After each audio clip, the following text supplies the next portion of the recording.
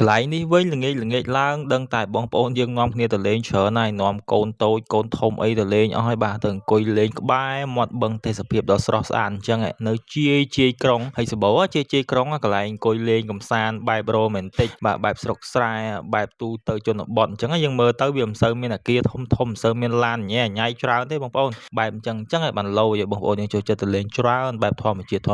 ណាហើយវីដេអូនេះខ្ញុំថតយូរដែរបងប្អូនមើលទៅអត់សូវមានមនុស្សទេដោយសារថ្ងៃមុនហ្នឹងខ្ញុំជិះកាត់ទៅឃើញមនុស្សច្រើនជាងនៅក្នុងវីដេអូហ្នឹងទៅទៀតដោយសារវីដេអូយូរអញ្ចឹងក៏មានវីដេអូចាស់ដែលនៅសល់ហ្នឹងចង់ចែកម្លែកបងប្អូនពីកន្លែងកំសាន្តតំបន់ហ្នឹងអញ្ចឹងទៅដោយសារជិះកាត់ទៅឃើញមនុស្សច្រើនតែអត់បានថតស្ដាយមែនទែនព្រោះអ្នកទាំងអស់គ្នាដឹងទៅថាកន្លែងហ្នឹងគឺគេនៅតែបើកដំណើរការធម្មតាទេមានអ្នកលក់ហូរហែច្រើនជាងក្នុងវីដេអូហ្នឹងគុណនឹង2បងប្អូនដោយសារឥឡូវហ្នឹងគេមានធ្វើអីផ្សេងច្រើនមែនទែនអញ្ចឹងបើបងប្អូនទៅឃើញប្លែកពីក្នុងវីដេអូឃើញមនុស្សច្រើនជាងក្នុងវីដេអូបាទកុំឆ្ងល់បាទដោយសារអញ្ចឹងហើយបងប្អូនទាំងអស់គ្នាដែលនៅទីហ្នឹងគឺនៅក្រោយវត្តក្មួយបងប្អូនទាំងអស់គ្នាគឺវាលមែនទែនធំមែនទែនហើយបឹងដែលបងប្អូនទាំងអស់គ្នាឃើញហ្នឹងគេហៅថាបឹងរំសាយចិត្តបងប្អូនទាំងអស់គ្នាចូល Google Maps សើចតាបឹងរំសាយចិត្តទៅបាទឃើញហើយបងប្អូនហើយបឹងហ្នឹងយើងអាចស្ទូចត្រីបានទេបងប្អូនស្ទូច free តែម្ដងឃើញបងប្អូនយើងអង្គុយស្ទូចត្រីនៅកន្លែងហ្នឹងច្រើនអញ្ចឹងណាអញ្ចឹងថ្ងៃសៅរ៍អាទិត្យតនេអីអាចទៅទីនេះបាន admin នឹងដាក់ទីតាំងក្នុង comment